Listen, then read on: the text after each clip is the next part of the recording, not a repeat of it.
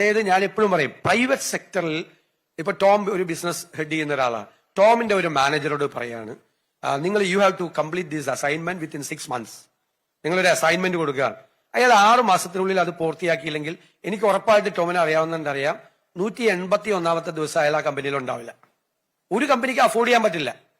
പക്ഷെ നമ്മൾ ഗവൺമെന്റിൽ ഞാൻ എപ്പോഴും പറയും, ഒരു തഹസിൽദാരോട് ഒരു കെട്ടിടം പണിയുന്നതിന് വേണ്ടി 2 ഏക്കർ സ്ഥലം എടുത്തു തരാൻ പറയാം. ഒരു അസൈൻമെന്റ് റവന്യൂ മിനിസ്റ്റർ ഒരു അസൈൻമെന്റ് കൊടുക്കുക.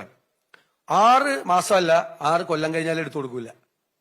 അദ്ദേഹത്തിന് ഒരു പ്രശ്നമില്ല. കാരണം അക്കൗണ്ടബിലിറ്റി ഇല്ല. അദ്ദേഹം ആരോടും അക്കൗണ്ടബിൾ അല്ല. ഒരു പ്രശ്നമില്ല. ഇത് നമ്മുടെ ഈ ഒരു 50 കോടി രൂപയുടെ പ്രോജക്റ്റ് 3 കൊല്ലം കൊണ്ട് തീരേണ്ട പ്രോജക്റ്റ് 10 കൊല്ലം കഴിഞ്ഞാലും തീരില്ല. 500 കോടിയാവും ചിലപ്പോൾ 50 കോടി രൂപയുടെ പ്രോജക്റ്റ് ഫൈനൽ തീരുമ്പോൾ. അത് എവിടെ നിന്നാ പണം പോണത്? എക്സ്ചക്കറിൽ നിന്നാണ് ആ പണം പോകുന്നത്. ആരുടെ പണമാണ് ആ പോകുന്നത്? നമ്മൾ നികുതി അടയ്ക്കുന്ന പണമാണ് ആ പോകുന്നത്. ആ പബ്ലിക് എക്സ്ചക്കറിൽ നിന്നുള്ള ലീക്കേജ് നമ്മൾ തടയണം. ഞാൻ ആഗ്രഹിക്കുന്നത് ഈ ഗവൺമെന്റിലും ഈ അക്കൗണ്ടബിലിറ്റി ലീഗലൈസ് ചെയ്യണം.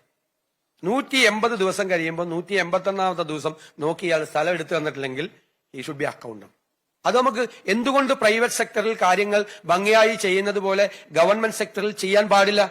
ഇപ്പൊ സെക്രട്ടേറിയറ്റിലേക്ക് വരുന്ന ഉദ്യോഗസ്ഥർ കേരളത്തിൽ എനിക്ക് തോന്നുന്നത് സിവിൽ സർവീസ് കഴിഞ്ഞാൽ ഏറ്റവും ടഫായിട്ടുള്ള ഒരു എക്സാമിനേഷൻ പാസ്സായി വന്ന ഭയങ്കര മിടുക്കന്മാരാണ്, ഭയങ്കര പൊട്ടൻഷ്യൽ ആയിട്ടുള്ള ആളുകളാണ് വന്ന്. പക്ഷെ അവരവിടെ ചെന്നിട്ട് അവിടുത്തെ ഒരു കൾച്ചറിന്റെ ഭാഗമാവുകയാണ്. അവിടുത്തെ കൾച്ചർ മാറ്റണം. നമ്മൾ കാര്യങ്ങൾ ഈ ഒരു രീതിയിൽ തീരുമാനിക്കപ്പെടുകയും നടപ്പാക്കുകയും ചെയ്യും. 1 കൊല്ലം കൊണ്ട് ഒരു പ്രോജക്റ്റ് എന്ന് പറഞ്ഞാൽ 1 കൊല്ലം കൊണ്ട് തീർന്നിരിക്കണം.